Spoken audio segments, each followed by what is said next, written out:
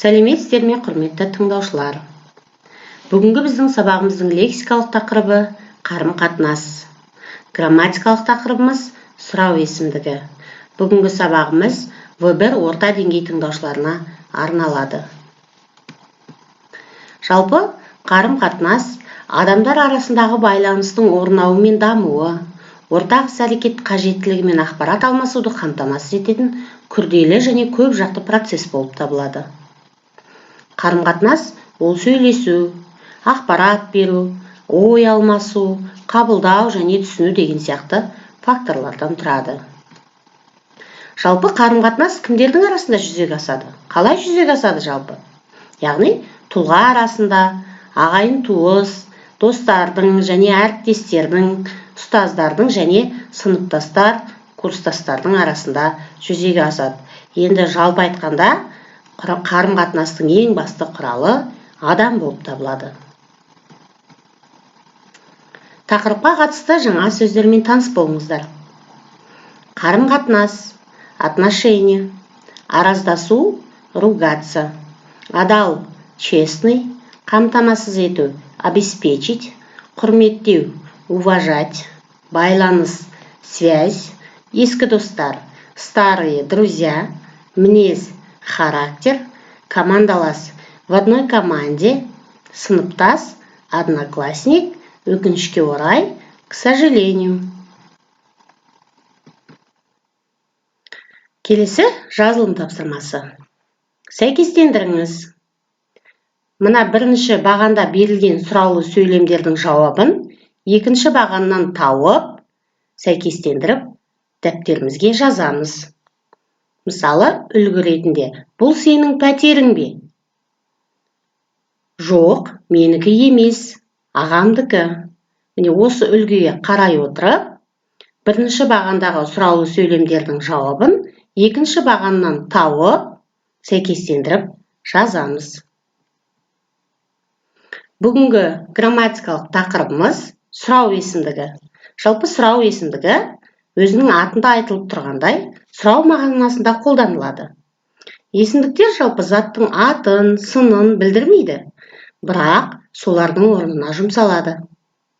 Есімдіктер белгілі бір түсінікті немесе ойды жалпылама түрде меңзеу арқылы білдіреді. Сұрау есімдіктері сұрау мағынасымен қоса, кейде саралау, жекелеу мағынасында да қолданылады.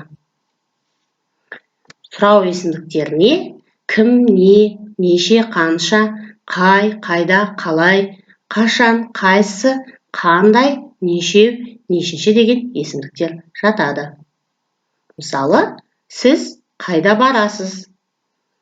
Сұраулы сөйлем, яғни сұрау есімдігіміз қайда? Сол сияқты үйге кім келді? Бұл сөйлемдегі, сұраулы сөйлемдегі сұрау есімдігіміз кім? Тапсырма.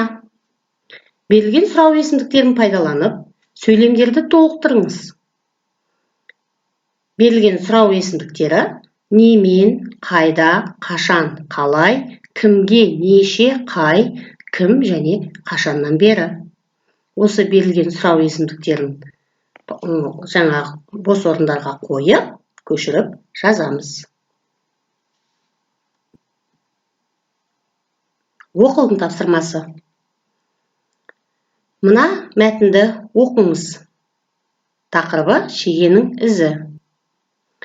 Бір мінезі жаман жас жігіт болыпты.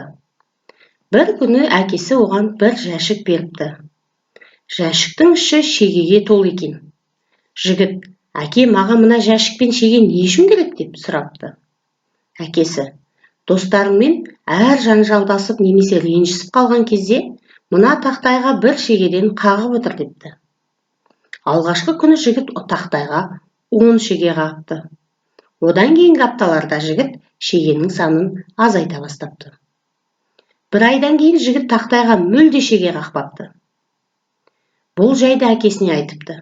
Сонда әкесі жігітке тақтайды көрсетіп, ал енді балам, бүгіннен бастап достарыңмен татуласқан, олардан ренжіткенің үшін кешірім сұраған әр күнің үшін бір шегеден суырып таста депті. Осы мәтінді оқи отырып, Сұрақтарға жауап беріңіз. Ең жақын досыңыз кім? Онымен қашан таныстыңыз? Сіз досыңызды ренжітіп алған кезіңіз болды ма? Егер ренжіскен кезіңіз болса, қалай татуласасыздар? Сіз үшін кешірім сұрау оңай ма? Досыңыздың қандай болғанын қалар едіңіз? Үйге тапсырма. Сұрау есімдіктерін қатыстырып, 10 сөйлем құрап жазу. Енді бүгінгі сабағымызға рефлексия, кері байланыс, яғни сізге сабақта не жаңалық болды? Сабақта сізге не ұнады? Не үйрендіңіз? Назарларыңызға рахмет. Сау болыңыздар.